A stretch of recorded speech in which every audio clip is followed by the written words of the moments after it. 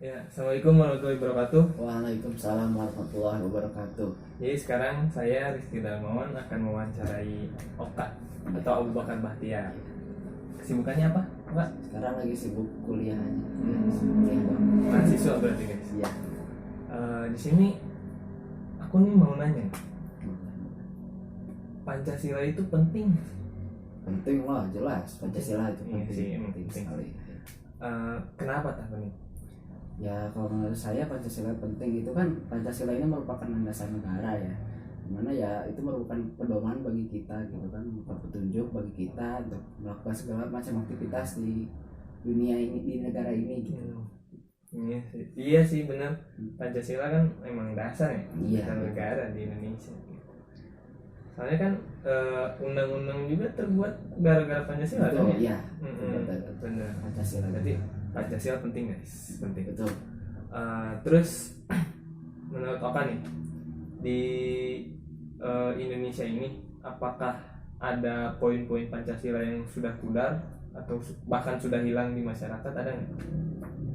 Kalau menurut saya sih, kalau secara garis besar harusnya udah nggak ada ya, gitu. Udah bagus lah istilahnya gitu. Cuman masih ada aja yang penerapannya itu kurang gitu di negara itu. Kayak misalkan poin yang tentang poin kelima itu kan sekarang masih kurang kurang terrealisasikan dengan baik gitu di kehidupan kita. Iya benar-benar. Keadilan sosial bagi seluruh Sebenarnya rakyat kita Indonesia. Indonesia. Keadilan itu kan Sih benar. Soalnya kan ya belum adil itu pasti susah ya. itu susah sekali. Di negara manapun adil pasti susah gitu. Dan ya emang tidak semua negara bisa memberikan keadilan yang benar-benar adil kan kepada masyarakatnya. Jadi sebenarnya selain itu juga ada kayaknya poin 1 misalkan ketuhanan yang Maha Esa. Ya memang sih kan warga Indonesia semuanya beragama nih. Betul. Tapi ada aja yang nggak beriman ya. Nah, betul gitu. Ada yang punya agama ya statusnya emang beragama tapi kelakuannya itu kayak orang-orang yang tidak beragama gitu. Sedangkan harusnya kan di agama, setiap agama itu pasti mencontohkan yang baik lah gitu. Ini agama tuh kadang cuman buat legalitas doang gitu, supaya diterima di negara Indonesia. Betul. Terus apalagi ya mau ditanya, kira-kira di sejak kapan nih Oka nih mengenal ilmu Pancasila? Apa ya? Dari TK atau dari SD atau dari SMP? Sebenarnya kalau misalkan dilihat dari pelajaran ya, kalau misalkan dari pendidikan itu ya dari SD. Cuman pada kenyataannya dari sebelum kita sekolah pun ya, saya sendiri itu baru sadar sekarang ternyata dari sebelum TK juga udah dikenalin gitu mengenai Pancasila ini. Iya sih benar-benar. Kayak hormat gitu ya, hormat ke bendera. Iya. Terus menghormati pahlawan gitu ya, benar-benar. Kadang 17 Agustusan juga kan bisa disebut pendidikan kewarganegaraan gitu. Betul, ya, betul. Menghargai hari kemerdekaan. Apalagi ya yang ditanyain ya? Oka barangkali mau nanya? Ya ada.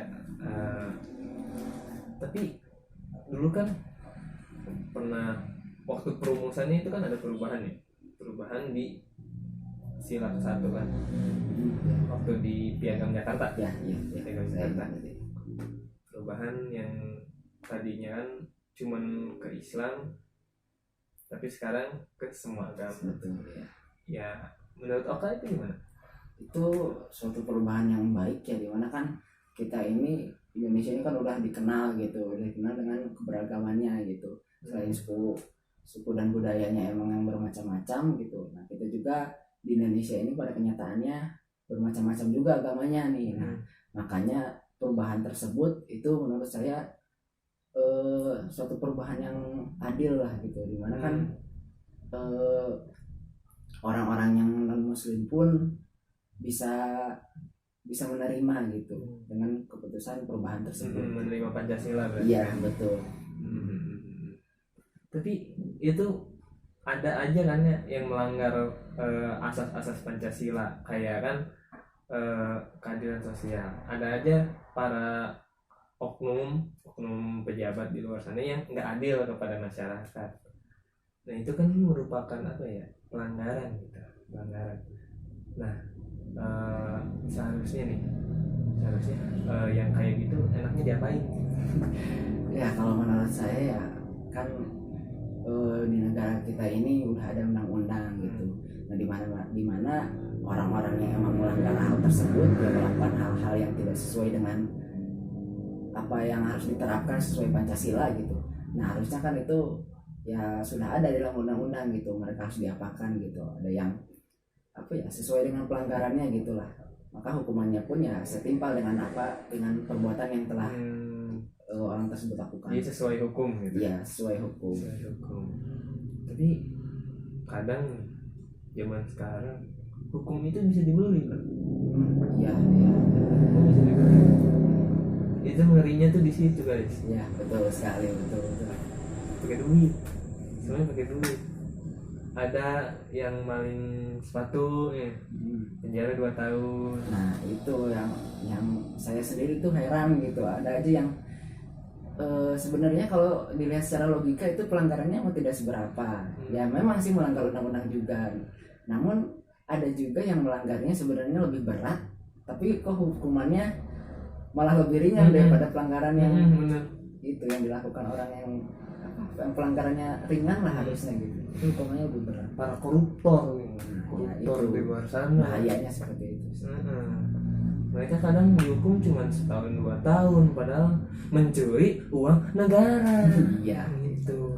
Yang bermiliar-miliar uangnya. Gitu. Betul. Heran saya juga. Gitu. Apalagi masa pandemi ini kan, masa masih korupsi.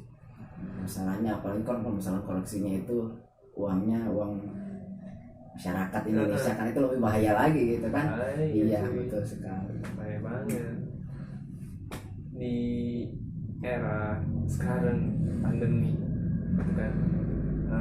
Semua orang kan lagi susah gitu ya, betul. Nyari duit susah ya. Emang sih sisi lainnya ada yang jadi malah pandemi ini menjadi berkah bagi mereka, tapi di sisi lain kebanyakan kan banyak yang kehilangan profesinya ya, gitu, banyak yang di PHK ya dan kehilangan pekerjaan. Tapi ada aja pejabat yang korupsi yang memanfaatkan kondisi kesempatan dalam kesempitan lah gitu. Jahanam gitu. Ya betul. Ya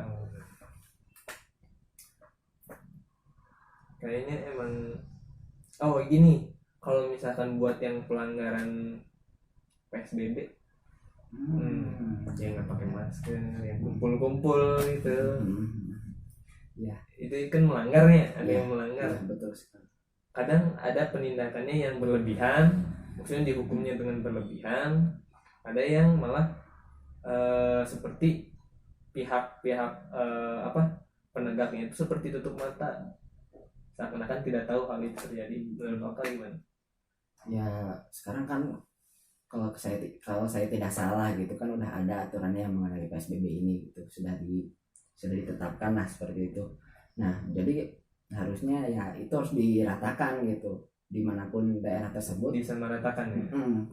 Iya aturannya itu harus disamaratakan, dimana kalau misalkan melanggar yang melanggar gitu. Terus ya dari pihak aparatnya juga harusnya istilahnya apa ya, transparan lah gitu, terbuka gitu adanya pelanggaran terkait hal tersebut gitu. Kalau dihukum ya udah dihukum sesuai dengan aturan yang tertera gitu. Menurut saya seperti itu. Oke. Udah berapa menit ya? Nggak tahu. Ya. Ya udah lah, mungkin cukup sekian aja perbincangan kita kali ini. Terima kasih atas waktunya. Sama-sama. Kita bertemu lain kali. Oke, assalamualaikum warahmatullahi wabarakatuh. Insyaallah kita ketemu lagi di wawancara yang kedua. Jadi di sini teman SMP saya, Fatan Febrilistia Ridwan, akan berbincang-bincang soal Pancasila. Pertama nih, Pancasila penting nggak sih menurut kamu?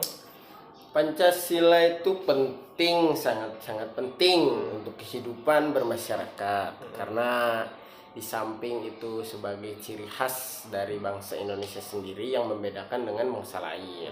Kemudian sebagai pedoman untuk membuat undang-undang gitu kan. Terus ya pokoknya saya cocok lah dengan kepribadian bangsa Indonesia. Jadi penting banget. Iya sih ya. Asas-asas kehidupan masyarakat Indonesia berdasarkan itu kan ya. Iya, Pancasila Menjuruk itu. ke Pancasila. Bagus lah. Di 5 sila Pancasila menurut Fatan ada nggak sih yang 5 itu tuh yang pudar atau semuanya pudar? Enggak, ada yang pudar beberapa karena ketidakstabilan politik di Indonesia menurut saya. Itu sila kelima. Keadilan Itu sosial. keadilan sosial bagi seluruh rakyat Indonesia. Tidak, itu bukan seluruh rakyat Indonesia menurut saya, tapi bagi seluruh yang good looking. Iya benar. Iya. Selain yang good looking apa lagi ada nggak? Ada yang kayak privilege tuh karena bapaknya pejabat atau ibunya iya. pejabat dan jadi dia lebih mendapatkan sisi keadilannya itu dibanding orang-orang yang tidak memiliki privilege menurut saya. Banyak yang seperti Banyak itu. sekali Tapi itu. enggak semua kan. Enggak semua. Kalau saya bilang semua parah. Bahaya. Enggak semua. Terus selain sila yang itu ada sila yang lain nggak? Ada. Apa tuh?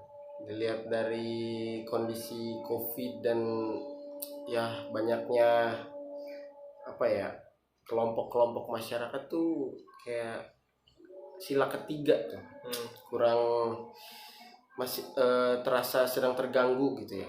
Persatuan Indonesia tuh kayak lagi terganggu gitu loh dengan banyaknya munculnya kelompok-kelompok yang memiliki tujuan mereka masing-masing, terus berbeda pandangan dengan orang lain, jadi itu menyebabkan adanya bentrokan gitu ya. Antar kelompok. Jadi itu menyebabkan persatuan Indonesia tuh jadi semakin kurang. Padahal bentar lagi kan kita ada hari libur Natal dengan libur Idul Fitri itu satu hari. Nah, Bukan maksudnya tahun baru itu berbarengan gitu. Itu kan semakin eratnya rasa toleransi beragama. Namun di sini yang yang menurut saya itu yang kurangnya itu bukan dari sisi agamanya, tapi dari sisi sosialnya gitu. Kurang gitu ya. Kurang gitu karena banyaknya ya kelompok-kelompok masyarakat lah. Jadi ada beberapa kelompok yang tujuannya beda dan juga berbenturan gitu ya. Iya gitu. Padahal yang menurut saya kan itu nggak terlalu apa ya. Kalau mereka melakukan tugasnya dan melakukan apa ya tujuan mereka itu dengan cara yang baik dan saling apa ya menerapkan Pancasila itu sendiri, itu kan harusnya bisa tercapai semuanya. Benar. Karena mereka kurangnya apa ya rasa Pancasila dan rasa keadilan mungkin ya jadi bentrokan gitu. Gak ada yang mau kalah, gak ada yang mau menang. Iya benar sih. Pengen menang semua gitu. Nah, kalau misalkan nih kita berandai-andai aja, Pancasila tuh nggak ada di Indonesia. Waduh, itu pakai apa ini? Ideologi apa? Komunis? Kan nggak mungkin gitu. Komunis saja di Indonesia itu sangat dikecam gitu. Ada yang pakai mohon maaf logo komunis saja itu langsung ditangkap gitu kan. Itu cuma logo gitu kan. Ya saya setuju gitu karena Indonesia itu punya sejarah tentang ideologi lainnya seperti komunis itu buruk gitu. Indonesia citranya buruk, tapi ya memang menurut pandangan Indonesia itu buruk. Nah, kalau misalkan Pancasila yang menurut saya sudah sangat cocok dengan Indonesia itu tidak ada, mungkin arah Indonesia saat ini nggak bakal kayak saat ini gitu. Indonesia itu bakal jadi Indonesia yang berbeda gitu. Ya gitu. Kalau misalkan tahun dulu kembali ke sejarah, Pancasila nggak ada, yakin nggak bakal ada Pancasila yang lain gitu? Namanya pemikiran manusia pasti bakal ada yang namanya inovasi ya kan. Pasti bakal ada yang pemikiran-pemikiran lebih brilian lagi ya. Mungkin kalau zaman dulu belum ada Pancasila, kita bisa berasumsi dua, mungkin akan ada Pancasila yang lebih baik, mungkin akan ada Pancasila yang lebih buruk. Tapi itu apabila kita berbicara tentang masa lalu. Karena kita sudah di masa sekarang ya ya kita sudah menikmati Pancasila yang hasil terbaik gitu dari pikiran anak-anak bangsa gitu. Jadi nggak bisa diasumsikan pasti bakal ada Pancasila yang lebih baik tuh kemarin, enggak, ini yang terbaik itu yang dipilih gitu. Dan juga para tokoh-tokoh terdahulu emang jago ya bikin Pancasila. Soalnya kan bisa dilihat Pancasila dari dulu, dari ketika disahkan sampai sekarang sama sekali nggak ada perubahan ya kan? Iya, betul.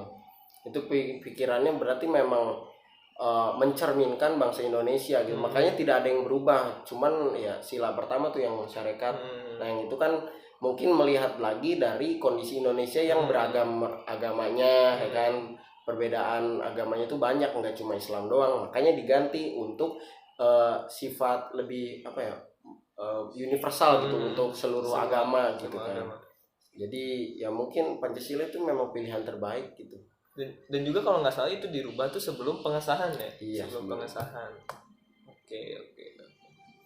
Oke, makasih lah udah ngobrol.